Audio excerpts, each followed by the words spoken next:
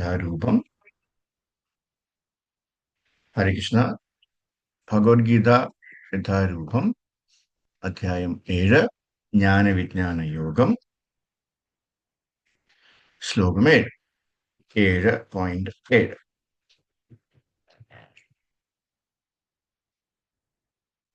മത്താ പരതരം നാന്യാത് കിഞ്ചിദസ്തി ധനഞ്ജയ മയി സർവമിദം പ്രോതം സൂത്രേ മണിഗണ ഇവ. മത്ത പരതരം നാന്യാത് കിഞ്ചിദസ്തി ധനഞ്ജയ മയി സർവമിദം പ്രോതം സൂത്രേ മണിഗണ ഇവ. മത്ത പരതരം നാന്യാത് കിഞ്ചിദസ്തി ധനഞ്ജയ മയി സർവമിദം പ്രോതം സൂത്രേ മണിഗണ ഇവ. വിവർത്തനം, ഭാവാർത്ഥം. ജയ ശ്രീല പ്രഭുപാദ്. ശ്രീല പ്രഭുപാദ് കി ജയ. ഹേ ധനഞ്ജയ, എന്നേക്കാൾ ശ്രേഷ്ഠമായൊരു സത്യമില്ല. മുത്തുകൾ നൂലിന്മേൽ എന്ന പോലെ സർവവും എന്നിൽ ഇണക്കി കോർക്കപ്പെട്ടിരിക്കുന്നു.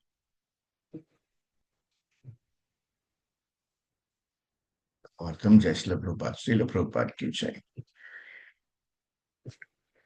പരമനിരപേക്ഷ തത്വം വ്യക്തിഗതമോ അവ്യക്തിഗതമോ എന്നത് ഒരു വിവാദ വിഷയമാണ്. പരമസത്യം ഭഗവാൻ ശ്രീകൃഷ്ണനാണെന്നാണ് ഭഗവത്ഗീത സിദ്ധാന്തിക്കുന്നത്. ഇത് അടിക്കടി ഊന്നി പറയുന്നുണ്ട്. വിശേഷിച്ചും ഈ ശ്ലോകം നിരപേക്ഷ തത്വം ഒരു പുരുഷനാണ് എന്നത് തർപ്പിച്ചു പറയുന്നുണ്ട്. പരമനിരപേക്ഷ തത്വം പരമദിവ്യ പുരുഷനാണെന്നത് ബ്രഹ്മസംഹിതയിലും തർപ്പിച്ചു പറയുന്നു. ഈശ്വര പരമ കൃഷ്ണ സച്ചിദാനന്ദ വിഗ്രഹം. ആദിദേവനും ആനന്ദസാഗരവും സച്ചിദാനന്ദമൂർത്തിയുമായ കൃഷ്ണ ഭഗവാനാണ് ഗോവിന്ദൻ, സർവോത്കൃഷ്ടമായ പരമസത്യം. ഈ ആധികാരിക ഗ്രന്ഥങ്ങൾ സംശയത്തിന് ഇട നൽകാത്ത വിധത്തിൽ കാരണമായ പരമപുരുഷനാണ് നിരപേക്ഷ തത്വം എന്ന് തർപ്പിച്ചു പറയും. എന്നാൽ അവ്യക്തിഗതവാദികൾ ശ്വേത അശ്വതോപനിഷത്തിലെ വേദസൂക്തത്തെ മുൻനിർത്തിക്കൊണ്ട് വാദം തുടരുന്നു. തതോ യതു ഉത്തരതരം തദരൂപനാമയം ഏതത് വിദുരമൃതാസ്തേ ഭവന്തി അതേതരേ ദുഃഖമേവാപിയന്തി. ഭൗതിക ലോകത്തിൽ പ്രപഞ്ചത്തിലെ ആദ്യത്തെ ജീവാത്മാവെന്ന നിലയിൽ ബ്രഹ്മാവ് ദേവന്മാരിലും മനുഷ്യരിലും മൃഗങ്ങളിലും വെച്ച് ശ്രേഷ്ഠനാകുന്നു. എന്നാൽ ബ്രഹ്മാവിനും ഉപരി അത്രേ അതീന്ദ്രിയ സത്യം. എല്ലാ ഭൗതിക മാലിന്യങ്ങളിലും നിന്ന് മുക്തമായ ആ അതീന്ദ്രിയതയ്ക്ക് ഭൗതിക രൂപമില്ല. അതിനെക്കുറിച്ച് അറിയുന്നവരും ഇന്ദ്രിയാതീതരാകുന്നു. എന്നാൽ അതിനെക്കുറിച്ച് അറിയാത്തവർ ഭൗതിക പ്രപഞ്ചത്തിലെ ക്ലേശങ്ങൾ അനുഭവിക്കുന്നു. അരൂപം എന്ന വാക്കിനാണ് അവ്യക്തിഗതവാദികൾ കൂടുതൽ ഊന്നൽ കൊടുക്കുന്നത്. അവ്യക്തിഗതമെന്നല്ല. ഈ അരൂപത്തിന്റെ അത് സൂചിപ്പിക്കുന്നത് മുമ്പ് ഉദ്ധരിച്ച ബ്രഹ്മസംഹിതയിലെ സച്ചിദാനന്ദമയമായ അതീന്ദ്രിയ രൂപത്തെയാണ്. ശ്വേതാശ്വര ഉപനിഷത്തിലെ മറ്റു സൂക്തങ്ങൾ ഇത് വ്യക്തമാക്കുന്നു.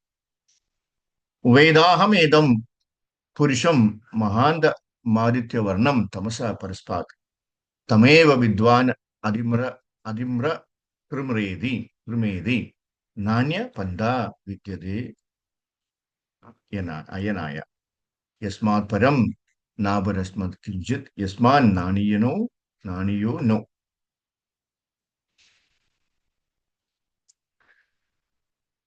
ജയോ അസ്തി കിഞ്ചിത് വൃക്ഷ ഇവസ്തരോബ്ധി തൃഷ്ടദ്യേക സദേതനന്തം പൂർണ്ണം പുരുഷേണ സർവം. അന്ധമായ ഭൗതിക ബോധത്തിന് അനിതരമാണ് പരമപുരുഷനെന്ന് എനിക്കറിയാം. അവിടുത്തെ അറിയുന്നവന് മാത്രമേ ജനിതകതകളുടെ ബന്ധങ്ങളെ അതിജീവിക്കാൻ കഴിയും. പരമപുരുഷനെ അറിയുക എന്നതല്ലാതെ മുക്തിക്ക് വേറെ ഒരു മാർഗവുമില്ല. അത്യുന്നതനാകയാൽ ആ പരമപുരുഷനേക്കാൾ ശ്രേഷ്ഠമായ ഒരു മറ്റൊരു സത്യമില്ല. അണുവിനേക്കാൾ അണുവും ബൃഹത്തിലേക്കാൾ ബൃഹത്തുമാണ് അദ്ദേഹം. ഒരു മഹാവൃക്ഷത്തെ പോലെ നിശബ്ദം ആധ്യാത്മിക വ്യോമത്തെ പ്രകാശമാനമാക്കിക്കൊണ്ട് ആദിമ പുരുഷൻ നിലകൊള്ളുന്നു. വൃക്ഷം എപ്രകാരം വേരുകൾ വ്യാപിപ്പിക്കുന്നുവോ അതുപോലെ അവിടുന്ന് തന്റെ വ്യാപകമായ ശക്തി പരത്തുന്നു. ഭൗതികങ്ങളും ആധ്യാത്മികങ്ങളുമായ ശക്തിവിശേഷങ്ങളെ ലോകാലോകങ്ങളിൽ പ്രസരിപ്പിച്ചു നിൽക്കുന്ന ഈ പരമപുരുഷൻ തന്നെയാണ് പരമനിരപേക്ഷ തത്വമായ ഭഗവാൻ എന്ന് ഈ സൂത്രങ്ങളിൽ നിന്ന് തീരുമാനിക്കാം. ഹരേ കൃഷ്ണ. ഓം അജ്ഞാനതിമിരന്ദസ്യ ജനാഞ്ജനശലാക്കയാ ചക്ഷുരുന്മേൽക്കുന്ന തസ്മൈ ശ്രീ ഗുരുവേ നമഃ. നമോ വിഷ്ണുപദായ കൃഷ്ണപുസ്തകപുരേ ശ്രീമതേ ഭക്തിവേദാന്ത സ്വാമി നമസ്തേ സരസ്വതി ദേവി Gauri വാണപ്രശരണ Shri Krishna Chaitanya Prabhu Nityananda, Shri Advaita Gauda Bhakti ഹരേ കൃഷ്ണ ഹരേ കൃഷ്ണ കൃഷ്ണ കൃഷ്ണ ഹരേ ഹരേ ഹരേ രാമ രാമ രാമ ഹരേ ഹരേ.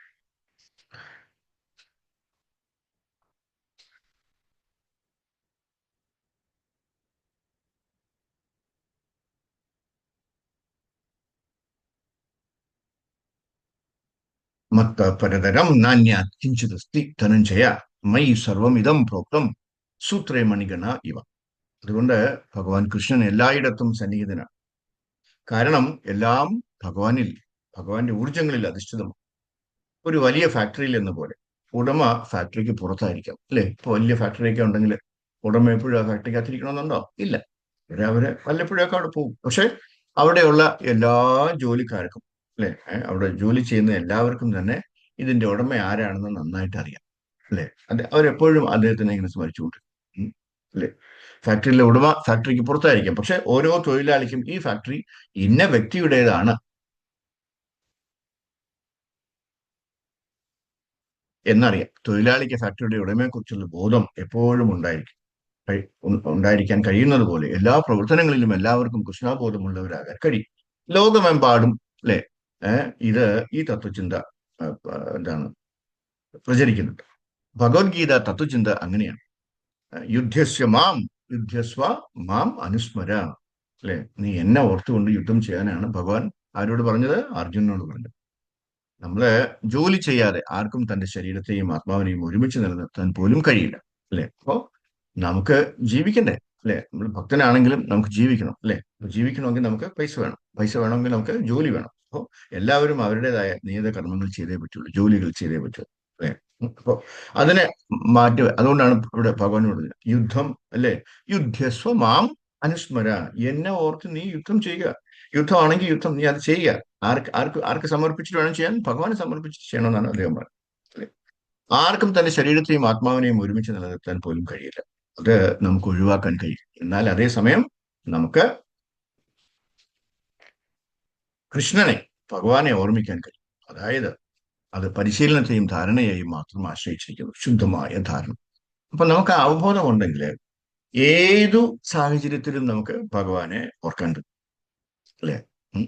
ചിലരൊക്കെ പറയും, സദാഹരിയായിട്ട് എങ്ങനെ ഇരിക്കാൻ പറ്റും, എനിക്ക് വേറെ പണിയൊന്നുമില്ല, അല്ലേ, എനിക്ക് എല്ലാ കാര്യങ്ങളും ചെയ്യണ്ടേ എന്നൊക്കെ ആൾക്കാർ ഇങ്ങനെ എക്സ്ക്യൂസ് പറയും. അതെല്ലാം എക്സ്ക്യൂസ് ആണ്. പക്ഷെ എക്സ്ക്യൂസ് എന്ന് പറയുന്നതാണെന്ന് ആണ് പറയുന്നതെന്ന് അവർക്ക് കേൾക്കാൻ താല്പര്യമില്ല. എക്സ്ക്യൂസ് അല്ലേ നിങ്ങൾ പറയുന്നതെന്ന് ചോദിച്ചു കഴിഞ്ഞാൽ അവർക്ക് ദേഷ്യം വരും. ഇല്ല, പക്ഷെ അതെന്താണ്? എക്സ്ക്യൂസ് ആണ്. നമ്മൾ വിചാരിച്ചു കഴിഞ്ഞാൽ തീർച്ചയായിട്ടും നടക്കും, അല്ലേ?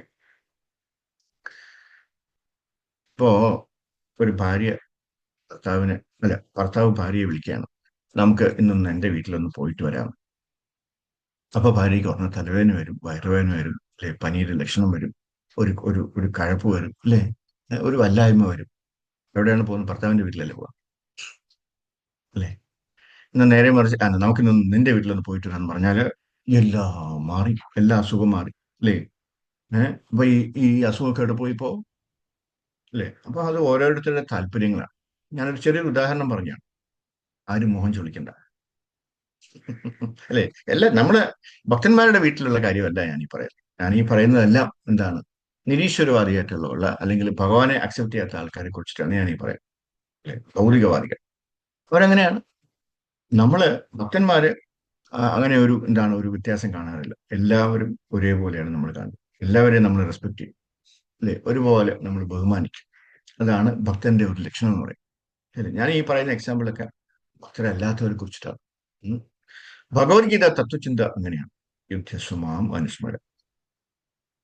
അപ്പോൾ ഇവിടെ കൃഷ്ണൻ പറയാണ്, എന്നേക്കാൾ വലിയവർ ആരുമില്ല. എല്ലാ പുരാതന വേദ സാഹിത്യങ്ങളിലൂടെയും വിധി അതാണ്. ശ്രീമദ് ഭാഗവതത്തിലും കൃഷ്ണസ്തു ഭഗവാൻ സ്വയം, കൃഷ്ണസ്തു ഭഗവാൻ സ്വയം, അല്ലെ? ഭഗവാൻ എന്ന് പറഞ്ഞാല് കൃഷ്ണനാണ്. കൃഷ്ണസ്തു ഭഗവാൻ സ്വയം, സ്വയം ഭഗവാനാണ്, അല്ലെ? കൃഷ്ണനാണ് ഭഗവാൻ, അല്ലെ? അപ്പൊ അതാണ് അത് ഭാഗവതത്തിലൊക്കെ വളരെ ക്ലിയർ ആയിട്ട് ഊന്നി ഊന്നി പറയുന്നുണ്ട്. കൃഷ്ണസ്തു ഭഗവാൻ സ്വയം, അല്ലെ? അത് ശ്രീമദ് ഭാഗവതത്തിലെ 1-ാമത്തെ സ്കന്ധത്തിലെ 3-ാമത്തെ അധ്യായം 28-ാമത്തെ ശ്ലോകം എന്ന കാര്യം സ്ഥിരീകരിക്കപ്പെട്ടിരിക്കുന്നു. ദൈവത്തിന്റെ വ്യത്യസ്ത അവതാരങ്ങളുടെ ഒരു പട്ടികയുണ്ട്. ആ പട്ടികയിൽ ഭഗവാൻ ബുദ്ധന്റെ പേരുമുണ്ട്. ഭാഗവതത്തിൽ ഇതെല്ലാം ക്ലിയർ ആയിട്ട് പറയുന്നുണ്ട്. ഇന്ന സമയത്ത് ബുദ്ധൻ അവതരിക്കുന്നു അല്ലെ? ബുദ്ധൻ ആരുടെ മകനായിട്ട്, അല്ലെങ്കിൽ ആരുടെയൊക്കെ മകനായിട്ട് ജനിക്കുമെന്നും, എവിടെ ഏത് പ്രവിശ്യയിൽ ജനിക്കുമെന്നും ഒക്കെ വളരെ കാര്യമായിട്ട് പറയുന്നുണ്ട് അല്ലെ?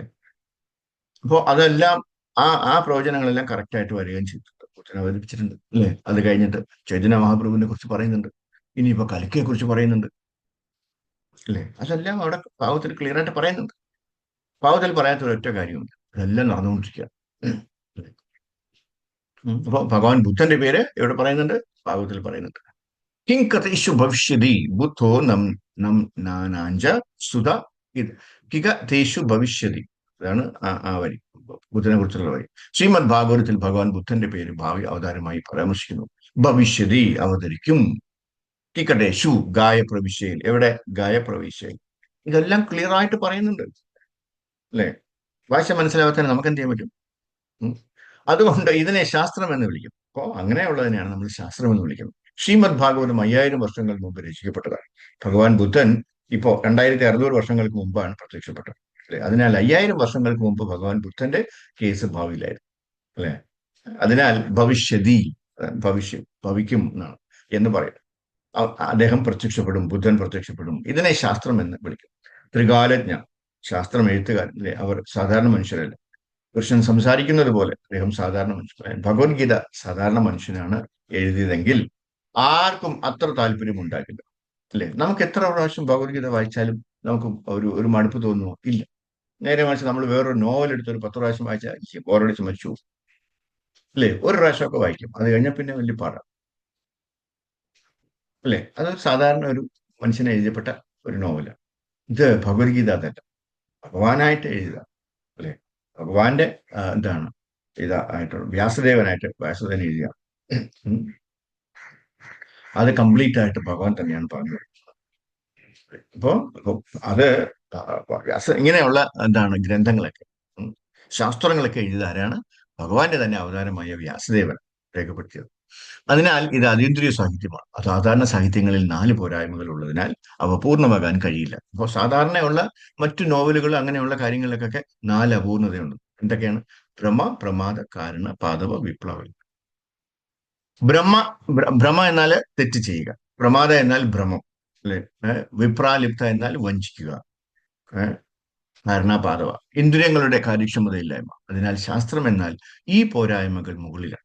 ഇത്തരം ഒരു പോരായ്മ ഇല്ലാത്തടത്ത് അതാണ് ശാസ്ത്രം. അപ്പൊ ഈ ഇങ്ങനെയുള്ള 4 പോരായ്മകളൊന്നും ഇല്ലാത്തതാണ് എന്ത് പറയുന്നത്? ശാസ്ത്രഗ്രന്ഥങ്ങൾ എന്ന് പറയും. നമുക്ക് ഭാഗവതം, ഭഗവത്ഗീത അല്ലെ, ഈശോപനിഷത്ത്, അങ്ങനെയുള്ള ഉപനിഷത്തുകൾ അല്ലെ, അതെല്ലാം ശാസ്ത്രങ്ങളാണ്. അതിൽ പറയുന്നതെല്ലാം ഈ കുറ്റങ്ങൾ ഇല്ലാത്തതാണ്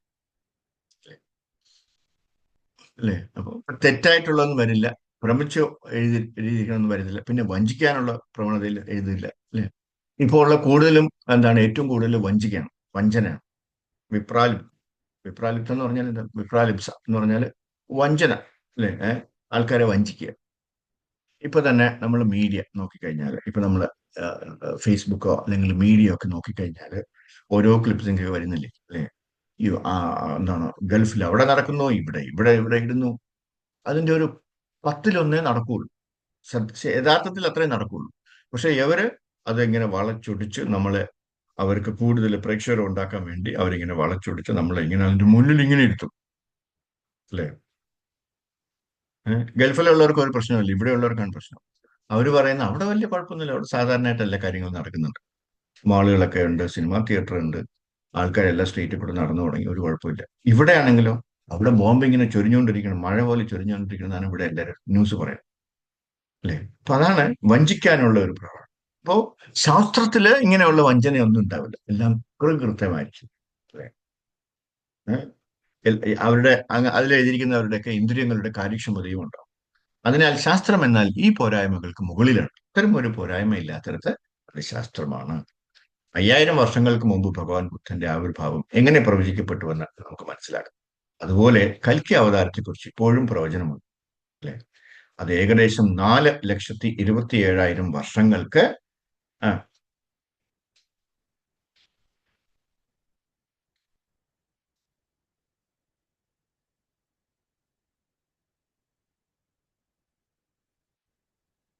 അല്ലെ? വർഷങ്ങൾക്ക് ശേഷമാണ് നടക്കുന്നത്. കൽക്കി അവതാരത്തിന്റെ പേര്, അദ്ദേഹത്തിന്റെ പിതാവിന്റെ പേര്, അദ്ദേഹം എവിടെ പ്രത്യക്ഷപ്പെടും, എല്ലാം അവിടെയുണ്ട്. ഇതിനെ ശാസ്ത്രം എന്ന് വിളിക്കും. അല്ലെ? അപ്പൊ ഈ 4,00,000 ഇത്രയും വർഷങ്ങൾക്ക് ശേഷമുള്ള കൽക്കി അവതാരമാണ് ഇപ്പൊ പലയിടത്തും അവതരിച്ചിരിക്കുന്നത്.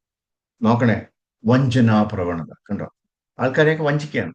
ഞാനാണ് കൽക്കി, ഇതാ എന്റെ ഭാര്യയാണ് ഇരിക്കുന്നത് എന്നൊക്കെ പറഞ്ഞിട്ടാണ്, മിസ്സസ് കൽക്കി എന്നൊക്കെ പറഞ്ഞാണ് ആൾക്കാർ നമ്മൾ പറ്റിച്ചുകൊണ്ടിരിക്കുന്നത്. അല്ലെ? അപ്പൊ ഈ 4 പ്രവണതകൾ എല്ലായിടത്തും ഉണ്ട്. ഏതിലൊഴിച്ചിട്ട്? ശാസ്ത്രങ്ങളിൽ ഒഴിച്ച് ബാക്കി എല്ലായിടത്തും ഉണ്ടാവും. അല്ലെ? നമ്മളെ പോലെയുള്ളവരെയൊക്കെ ഇങ്ങനെ മടയന്മാരാക്കിക്കൊണ്ട് ആൾക്കാർ പല രീതിയിലുള്ള നാടകങ്ങൾ കളിക്കുന്നുണ്ട്. അതിലൊക്കെ നമ്മൾ അങ്ങ് വീണു. അല്ലെ? ഉം. നമ്മളെന്ന് പറഞ്ഞാൽ ഭൗതികവാദം.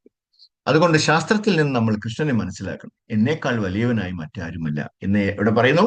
ഈ ഭഗവത്ഗീതയിലെ 7-ാമത്തെ അധ്യായത്തിലെ 7-ാമത്തെ ശ്ലോകത്തിൽ പറയുന്നു. അല്ലെ? പരതരം നാന്യ കിഞ്ചിതസ്തി ധനഞ്ജയ. അർജുനൻ ഭഗവത്ഗീത മനസ്സിലാക്കിയപ്പോൾ കൃഷ്ണനെയും അങ്ങനെ സ്വീകരിച്ചു. അല്ലെ? അവസാനം കൃഷ്ണൻ എന്താ പറഞ്ഞത്? ഭഗവത്ഗീത എല്ലാം മനസ്സിലാക്കിയ ശേഷം, അല്ലെ, ഇതെല്ലാം കേട്ടതിന് ശേഷം അർജുനൻ എന്താ പറഞ്ഞത്? പരം ബ്രഹ്മം പരം ധാമം പവിത്രം പരമം ഭവാൻ. അല്ലെ? ഭഗവാൻ പരബ്രഹ്മമാണ്, അതിന്റെ അപ്പുറത്ത് മറ്റൊന്നും ഇല്ലാന്ന് ആര് പറയുന്നു? അർജുനൻ സമ്മതിച്ചു അവസാനം, അല്ലെ, ഇതെല്ലാം കേട്ടിട്ട്. അപ്പോൾ ഭഗവാൻ കൃഷ്ണൻ പരബ്രഹ്മമാണ്. ബ്രഹ്മം നാം എല്ലാവരും, അല്ലെ, ബ്രഹ്മത്തിന്റെ അംശമാണ്. കാരണം നമ്മൾ ബ്രഹ്മത്തിന്റെ ഭാഗമാണ്. എന്നാൽ നമ്മൾ പരബ്രഹ്മണല്ല. നമ്മൾ കീഴാള ബ്രഹ്മമാണ്. കുറച്ച് ചെറിയ ഒരു ബ്രഹ്മം. ഏകോ ബഹുനാം വിദധാതി കാമാൻ. കഠോപനിഷത്തിൽ പറയുന്നുണ്ട്. നമ്മെ ഭഗവാൻ കൃഷ്ണൻ പിന്തുണയ്ക്കുന്നു, നമ്മെ ദൈവം പിന്തുണയ്ക്കുന്നു, ഈശ്വരൻ പിന്തുണയ്ക്കുന്നു. അല്ലെ? ഭഗവാൻ ഒന്നാണ്, ഈശ്വരൻ ഒന്നാണ്. പിന്തുണയ്ക്കുന്ന ബ്രഹ്മം അല്ലെങ്കിൽ ജീവസത്തകൾ എണ്ണമറ്റത്. സംഖ്യാബലത്തിനപ്പുറം അസംഖ്യം, എണ്ണാൻ പറ്റില്ല. എത്ര ജീവസത്തകൾ ഉണ്ടെന്ന് ആർക്കും കണക്കാക്കാൻ കഴിയില്ല. പക്ഷേ ഈശ്വരൻ എത്രയേ ഉള്ളൂ? ഒന്നേ ഉള്ളൂ. അത് ആരാണ്? ഭഗവാൻ ശ്രീകൃഷ്ണനാണ്. അല്ലെ? ഇപ്പൊ ചോദിക്കും, ഇതൊക്കെ നമുക്ക് അറിയാമല്ലോ, പിന്നെ എന്തിനാ ഇതൊക്കെ വീണ്ടും വീണ്ടും ഇങ്ങനെ പറഞ്ഞുകൊണ്ടിരിക്കുന്നത്? എത്രമാത്രം പറഞ്ഞാലും മതിയാവില്ല. പ്രഭുപാദരുടെ ലെക്ചർ കേട്ട് കഴിഞ്ഞാൽ, അല്ലെ, അതിൽ ഏത് ലെക്ചർ എടുത്തു കഴിഞ്ഞാലും ഈ ഒരു കാര്യം ഒരു 10 പ്രാവശ്യമെങ്കിലും പറയുന്നുണ്ടാവും. എന്തിനാ? കാര്യം, നമ്മള് മനുഷ്യരാണ്, വിശ്വസിക്കാൻ പറ്റില്ല. എപ്പ കാലുമാറുമെന്ന് അറിയാൻ പറ്റില്ല. അതുകൊണ്ട് ഇങ്ങനെ പറഞ്ഞുകൊണ്ടിരിക്കണം. അല്ലെ? ഓർമ്മിപ്പിച്ചുകൊണ്ടിരിക്കണം, അല്ലെങ്കിൽ നമ്മൾ മറന്നു പോകും. അതിനുവേണ്ടിയാണ് ഇങ്ങനെ റിപ്പീറ്റ് ചെയ്യുന്നത്. അപ്പൊ ആർക്കും അത് വിഷമം തോന്നേണ്ട ആവശ്യമില്ല. ഉം. അല്ലെ? ഏഹ്? എന്നിട്ടും ആൾക്കാർക്ക് സംശയമാണ്, ആണോ, അല്ലെ, ഈ പറയുന്നതൊക്കെ ശരിയാണോ എന്നുള്ളൊരു ഒരു സംശയം എല്ലാവർക്കും ഉണ്ട്, ഇപ്പോഴും ഉണ്ട്. അത് എവിടെയോ മനസ്സിന്റെ കോണിൽ എവിടെയോ വെച്ചിട്ടുണ്ട്. അത് മാറ്റാൻ വേണ്ടിയാണ് ഇങ്ങനെ ആവർത്തിച്ച് ആവർത്തിച്ച് പറഞ്ഞുകൊണ്ടിരിക്കുന്നത്. അല്ലെ? അതിനാൽ ഇല്ലാത്ത കാര്യമല്ലല്ലോ, സത്യമായിട്ടുള്ള കാര്യമല്ലേ പറയുന്നത്. അല്ലെ? അതിന് വേറൊരു കഥയുണ്ട്, അതിപ്പോ പറയുന്നില്ല. അതിനാൽ പുരാതന സാഹിത്യത്തിൽ നിന്ന് നമുക്ക് മനസ്സിലാകുന്നത് കൃഷ്ണസ്തു ഭഗവാൻ സ്വയം എന്നാണ്. കൃഷ്ണന്റെ നിരവധി അവതാരങ്ങളുണ്ട്. കൃഷ്ണന്റെ വികാസം, സ്വാംശം, വിഭിന്നം എന്നിവയുണ്ട്. ചില വികാസങ്ങൾ നേരിട്ടുള്ള വ്യക്തിപരമായ വികാസങ്ങളാണ്. ഉദാഹരണത്തിന് ശ്രീരാമൻ, നരസിംഹദേവൻ, വരാഹമൂർത്തി ധാരാളമുണ്ട്. രാമാദി രാമാദി മൂർത്തിഷു കലാനിയമേന തിഷ്ഠൻ. അല്ലെ? ഈ വരാഹമൂർത്തി എന്ന് പറയുന്നത് വളരെ പ്രധാനപ്പെട്ട ഒരു ഒരു ഒരു ഒരു അവതാരമാണ് വരാഹമൂർത്തി. ആ വരാഹമൂർത്തി അമ്പലത്തിൽ, ഈ പത്മനാഭസ്വാമി ക്ഷേത്രത്തിന്റെ അടുത്ത് വരാഹമൂർത്തി ക്ഷേത്രമുണ്ട്. ഇനി പത്മനാഭസ്വാമി ക്ഷേത്രത്തിൽ തൊഴാനായിട്ട് വരുമ്പോൾ നടന്നു പോകാനുള്ള ദൂരമേ ഉള്ളൂ. തൊട്ടടുത്ത് ഒരു ഒരു വരാഹമൂർത്തി ക്ഷേത്രമാണ്. ഭയങ്കര എന്താണ്, പവർഫുൾ ആണ്. വളരെ പുരാതനമായിട്ടുള്ള ഒരു അമ്പലമാണ്. പക്ഷെ കുറച്ച് ആൾക്കാരൊക്കെ അറിയാവുള്ളൂ വരാഹമൂർത്തി അവിടെ ഉണ്ടെന്ന്. അല്ലെ? അപ്പൊ അത് ഇനി വരുമ്പോൾ അവിടെ ഒന്ന് പോകാൻ നോക്കണം. വളരെ, നമ്മുടെ പത്മനാഭസ്വാമി ക്ഷേത്രത്തിന്റെ പത്മതീർത്ഥ കുളത്തിനെക്കാളും വലിയൊരു കുളം, അതിന്റെ ഒരു ഇരട്ടി കുളമാണ്. അത്രയും വലിയ കുളമാണ് അവിടെ ഉണ്ട്. നല്ല രസമാണ് കാണാൻ. അവിടെ മീനൊക്കെ ഉണ്ട്, മീനിനൊക്കെ ആഹാരമൊക്കെ കൊടുക്കും. അതിങ്ങനെ പ്രസാദം കൊണ്ട്, അപ്പൊ എല്ലാം ഇങ്ങനെ വന്ന് കഴിക്കുന്നതാണ്. ഇഷ്ടംപോലെ ഉണ്ട് അവിടെ. മീൻ ആരും പിടിക്കാത്തതുണ്ട്, അല്ലെ, ആരും പിടിച്ചോണ്ട് പോകാത്തതുണ്ട്. അതങ്ങനെ അത് അവിടെ സന്തോഷമായിട്ട് ഭഗവാന്റെ വരാഹമൂർത്തിയുടെ മത്സ്യങ്ങളായിട്ട് അവിടെ കഴിയുന്നുണ്ട്. അല്ലെ? നല്ല രസമാണ് അത് കാണാനായിട്ട്. അപ്പൊ ഇനി വരുമ്പോൾ അവിടുന്ന് തെക്കേ നടയാണ് തോന്നുന്നു. തെക്കേ നട വഴി അങ്ങനെ പോയി കഴിഞ്ഞാൽ നേരെ പോകുന്നത് വരാഹമൂർത്തി ക്ഷേത്രത്തിലാണ്. അപ്പോൾ ഇനി തിരുവനന്തപുരത്ത് വരുമ്പോൾ അത് കാണാൻ പറ്റും, നോക്കാം. തിരുവനന്തപുരത്ത് അങ്ങനെ ഒത്തിരി കാര്യങ്ങൾ ഞാൻ എപ്പോഴെങ്കിലും പറഞ്ഞിട്ടുണ്ടോ എന്ന് എനിക്കറിയില്ല. അവിടെ ഒരു തൊട്ടടുത്ത് തന്നെ ഒരു ത്രിമൂർത്തി ക്ഷേത്രമുണ്ട്. ഏഹ് എന്താണ്, ബ്രഹ്മദേവനും വിഷ്ണുദേവനും പരമശിവനും ഉള്ള ത്രിമൂർത്തി ക്ഷേത്രം തൊട്ടടുത്താണ്. വളരെ നമ്മളെ കേരളത്തിലെ ബ്രഹ്മദേവന്റെ ക്ഷേത്രം വളരെ കുറവാണ്, പക്ഷെ തിരുവനന്തപുരത്ത് അതുമുണ്ട്. അല്ലെ? പത്മനാഭസ്വാമിയെ എന്താണ് ഇൻസ്റ്റാൾ ചെയ്തത് എന്താണ് ശ്രീ വില്വമംഗലം സ്വാമി. ഞാൻ കഴിഞ്ഞ ക്ലാസ്സിൽ ഇത് പറഞ്ഞു എന്നൊരു സംശയം അല്ലെ. വില്വമംഗലം സ്വാമി. അപ്പൊ അദ്ദേഹത്തിന്റെ അമ്പലത്തിന്റെ അടുത്താണ് ഈ ത്രിമൂർത്തി ക്ഷേത്രം. അദ്ദേഹത്തിന്റെ ആ, ആ, എന്താണ് സമാധി അവിടെയുണ്ട്. അതിന്റെ മുകളിൽ ആണ് ഭഗവാൻ കൃഷ്ണന്റെ ക്ഷേത്രം. ഓക്കെ. അപ്പൊ അതാണ് എന്താണ് നരസിംഹദേവൻ, വരാഹൻ ധാരാളമുണ്ട്. രാമാദി മൂർത്തിഷു കലാനിയമേന തിഷ്ഠൻ. കൃഷ്ണൻ നിലനിൽക്കുന്നു. രാമൻ, നരസിംഹൻ, വരാഹൻ തുടങ്ങിയ നിരവധി രൂപങ്ങളിൽ സ്വയം വികസിച്ചു. വ്യത്യസ്ത തരം അവതാരങ്ങളുണ്ട്. അവതാരങ്ങൾ ശക്തിയാവേശ അവതാരം, ഗുണാവതാരം, മന്വന്തരാവതാരം, യുഗാവതാരം, നിരവധി അവതാരം. ഭാഗവതത്തിൽ ഭഗവാന്റെ അവതാരങ്ങൾ എണ്ണാൻ കഴിയാത്തത്ര എണ്ണമറ്റതാണെന്ന് നിഗമനം ചെയ്തിരിക്കുന്നു. ഒരു നദിയുടെ തീരത്ത് ഇരിക്കുമ്പോൾ എത്ര തിരമാലകൾ കടന്നു പോകുന്നു നമുക്ക് എണ്ണാൻ പറ്റുമോ എന്നതിനെ കണക്ക് സൂക്ഷിക്കാൻ കഴിയാത്തതുപോലെ കൃഷ്ണനിൽ നിന്ന് എത്ര അവതാരങ്ങൾ പുറപ്പെടുന്നു എന്നതിന് ഒരു കണക്കുമില്ല. എന്നാൽ കൃഷ്ണൻ എല്ലാറ്റിനും ഉപരിയാണ്. അല്ലെ? ആരോ അൺമ്യൂട്ട് ചെയ്തിട്ടുണ്ട്. ഒന്ന് മ്യൂട്ട് ആക്കാൻ പറ്റുമോ? എല്ലാരും ഒന്ന് ശ്രദ്ധിക്കുമോ? ഹരേ കൃഷ്ണ. അപ്പോ അല്ലെ, നമുക്ക് ഭഗവാന്റെ അവതാരങ്ങൾ എത്രയാണെന്ന് നമുക്ക് കണക്കാക്കാൻ പറ്റില്ല. 900 അവതാരങ്ങളുണ്ട് അല്ലെ. നമുക്കുള്ള കുഴപ്പമെന്ന് പറഞ്ഞാൽ കേരളത്തിൽ പ്രത്യേകിച്ച് മലയാളികൾക്ക് പറ്റിയ ഒരു അബദ്ധം എന്ന് പറഞ്ഞാല് ജയദേവ എന്താണ് അദ്ദേഹം എന്ത് ചെയ്ത് ഈ 10 അവതാരം അല്ലെ, ദശാവതാരം എഴുതി അതിലിങ്ങനെ മുറുക്കി പിടിച്ചിരിക്കണല്ലേ അല്ലേ. കാര്യം എന്താ, അത് എന്തുകൊണ്ടാണ് ദശാവതാരം എഴുതിയെന്ന് പറഞ്ഞാല് നമ്മൾ അത്രയും മണ്ട ശിരോമണികളായതുകൊണ്ട് ഇതെല്ലാം കൂടെ പറഞ്ഞാൽ മനസ്സിലാവില്ല, തലേ കയറില്ല. എന്നാൽ ഈ 10എങ്കിലും പഠിച്ചു വയ്യ എന്ന് പറഞ്ഞിട്ടാണ് അദ്ദേഹം അവർ നമുക്ക് 10 തന്നത്. നമുക്ക് അത്രയ്ക്കുള്ള ബുദ്ധിയുള്ളൂ അല്ലേ. നമ്മൾ ഈ കൃഷ്ണാവതാരത്തിലൊക്കെ വന്നതുകൊണ്ടാണ് നമുക്ക് 10ൽ കൂടുതൽ അവതാരം ഉണ്ടെന്നും ഭഗവാനാണ് ഉത്തമ പുരുഷൻ എന്നൊക്കെ നമുക്ക് മനസ്സിലാക്കാൻ പറ്റിയത്. അല്ലെങ്കിൽ നമ്മളിപ്പോ ഇതിൽ കൃഷ്ണാവതാരത്തിൽ വന്നില്ലെങ്കിൽ ഇപ്പോഴും നമ്മൾ എന്ത് ചെയ്യുമായിരുന്നു? കൃഷ്ണൻ എന്ന് പറയുന്നത് ആ 10 അവതാരത്തിൽ ഒരു അവതാരം അത്രേ ഉള്ളൂ എന്നേ വിചാരിച്ച് പഠിപ്പിച്ചു വയ്ക്കുള്ളൂ അല്ലേ. ഓണത്തിനെ കുറിച്ചിട്ടുള്ള എന്താണ് തെറ്റിദ്ധാരണകൾ ഇതെല്ലാം നമുക്ക് മാറിക്കിട്ടിട്ടുണ്ട്. പക്ഷെ സാധാരണക്കാരനായിട്ടുള്ള ഇപ്പോഴും കേരളയിലുള്ള ആർക്കും അല്ലെങ്കിൽ ലോകത്തുള്ള ഒരു മലയാളികൾക്കും മനസ്സിലായിട്ടില്ല ഇല്ല അതിന്റെ യഥാർത്ഥ കഥ എന്താണ് അല്ലേ. അവരിപ്പോഴും വിചാരിച്ചിരിക്കുന്നത് ഓ പാവം മഹാബലി നല്ലൊരു മഹാമനുഷ്യന് അല്ലേ, ഈ ദുഷ്ടനായ വിഷ്ണു വന്നിട്ട് അല്ലെ ചവിട്ടി താത്തി കളഞ്ഞു അല്ലെ, അങ്ങ് പാതാളത്തിലോട്ട് താത്തി കളഞ്ഞു എന്നൊക്കെയാണ് പറഞ്ഞു വെച്ചിരിക്കുന്നത് അല്ലേ. അവർക്കറിയില്ല അതിന്റെ എന്താണ് കാര്യമെന്ന്, ഇപ്പൊ എന്താ നടക്കുന്നതെന്നും. ഭഗവാൻ അവിടെ പോയി കാവൽ നിൽക്കാനെന്നൊക്കെ ഈ മണ്ടശിരോമണികൾക്ക് അറിയത്തില്ല. നോക്കണേ. ഏഹ് ഭഗവാൻ അവിടെ അദ്ദേഹത്തിന്റെ കൊട്ടാരത്തിന് കാവൽ നിൽക്കുക, അദ്ദേഹത്തിന്റെ ഗ്രഹത്തിന് കാവൽ നിൽക്കുക. അതാണ്. അപ്പം വ്യത്യസ്ത തരം അവതാരങ്ങളുണ്ട്. ശക്തിയാവേശ അവതാരം, ഗുണാവതാരം, മന്വന്തരാവതാരം, യുഗാവതാരം അല്ലെ, നിരവധി അവതാരങ്ങൾ. ഭാഗവതത്തിന്റെ ഭഗവാന്റെ അവതാരങ്ങൾ എണ്ണാൻ കഴിയാത്ര അത്രയുണ്ട്. എന്നാൽ കൃഷ്ണൻ എല്ലാറ്റിനും ഉപരിയാണ്. അതാണ് നമ്മൾ മനസ്സിലാക്കേണ്ടത്. ഇവിടെ കൃഷ്ണൻ വ്യക്തിപരമായി പറയുന്നു എല്ലാ ഋഷിമാരും അധികാരികളും ഇപ്പോൾ നാരദമുനി, വ്യാസദേവൻ, അസിതൻ, ദേവലൻ തുടങ്ങിയ ഋഷിമാർക്കും ആധുനിക യുഗത്തിൽ ശങ്കരാചാര്യ, മാധവാചാര്യ, രാമാനുജാചാര്യ, വിഷ്ണുസ്വാമി തുടങ്ങിയ എല്ലാ ആചാര്യന്മാരും ഇത് സ്വീകരിച്ചിട്ടുണ്ട്. ഭഗവാൻ ചൈതന്യ മഹാപ്രഭു അല്ലെ, കൃഷ്ണൻ പരമദിവ്യോത്തമ വ്യക്തിത്വമാണെന്ന് അല്ലെ നമ്മളെ പഠിപ്പിച്ചു. നമുക്ക് എങ്ങനെ നിഷേധിക്കാൻ കഴിയും? അതൊക്കെ ആചാര്യന്മാർ നയിക്കപ്പെടേണ്ടവരാണ് അല്ലെ. ആചാര്യന്മാരാൽ നയിക്കപ്പെടേണ്ടവരാണ് നമ്മൾ അല്ലെ. ആചാര്യവാൻ പുരുഷോ വേദം അല്ലെ. ആചാര്യ തത്വങ്ങൾ പിന്തുടരുന്ന ഒരാൾക്ക് കാര്യങ്ങൾ ഉള്ളതുപോലെ അറിയാം. അതാണ് വിധി. അപ്പൊ ഈ ആചാര്യന്മാരെ നമ്മൾ എന്ത് ചെയ്യണം? പിന്തുടരണം. അവർ പറയുന്നത് അതുപോലെ യഥാവിധി കേൾക്കണം. അതിൽ പിന്നെ വേറെ ക്വസ്റ്റ്യൻ ഇല്ല. എന്നാലും അങ്ങനെ എന്തിനാ പറയുന്നത് എന്ന് ചോദിക്കാൻ പാടില്ല. അത് നമ്മുടെ ഉള്ളിലുള്ള അഹങ്കാരമാണ് അങ്ങനെ ചോദിപ്പിക്കുന്നത് അല്ലേ. അപ്പോ ആചാര്യൻ എന്താണ്? അതുകൊണ്ടാണ് ഇവിടെ പറയുന്നത് എന്താണ്? ആചാര്യവാൻ പുരുഷോ വേദം ഉപനിഷത്ത് പറയുന്നതാണ്.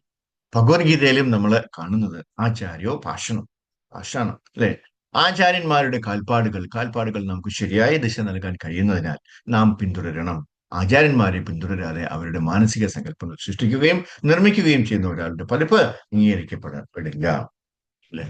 അപ്പൊ അതുകൊണ്ടാണ് പറയുന്നത് എന്താണ്, ഈ ഭക്തിയുടെ ഉറവിടം എവിടെയാണ്? നമ്മുടെ ഗുരുവിന്റെ കാലിലാണ്, കാൽപ്പാദത്തിലാണ്. അതുകൊണ്ടാണ് നമ്മൾ അദ്ദേഹത്തിന് നമസ്കരിക്കുന്നത്. നമസ്കരിക്കുമ്പോൾ നമുക്ക് എന്ത് കിട്ടും? ഭക്തി കിട്ടും അല്ലെ. അപ്പോ ഒരു ഗുരുവിനെ നമ്മൾ സ്വീകരിച്ചില്ല എങ്കിൽ നമുക്ക് ഭഗവാനെ കിട്ടുമോ? ഇല്ല. ഗുരുവിലൂടെ മാത്രമേ നമുക്ക് ഭഗവാനെ കിട്ടത്തുള്ളൂ. മനസ്സിലായില്ലേ? അപ്പൊ അതുകൊണ്ട് നമ്മൾ എത്രയും പെട്ടെന്ന് ഒരു ഗുരുവിനെ സ്വീകരിക്കാൻ അല്ലെ ഉള്ള ശ്രമങ്ങൾ ചെയ്യണം. ഞാനിതിൽ ഓൺ ചെയ്ത് വന്നപ്പോ എന്താണ് പ്രഭു പറഞ്ഞ അവസാനത്തെ ഇതൊക്കെ ഞാൻ കേട്ടുള്ളപ്പോ അതിൽ നിന്ന് എനിക്ക് മനസ്സിലായത് നമ്മൾ എല്ലാവരും തന്നെ അതിന്റെ ആ, എന്താണ് പ്രോസസ്സിലാണ് എന്ന് എനിക്ക് മനസ്സിലായി.